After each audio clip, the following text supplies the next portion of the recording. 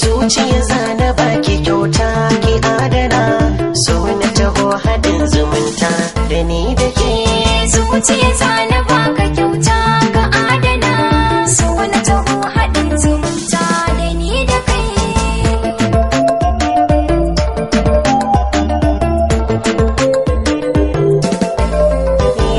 Na yi mafarki na yi gamo, nasara ta biya, amsa kalaman zuciya.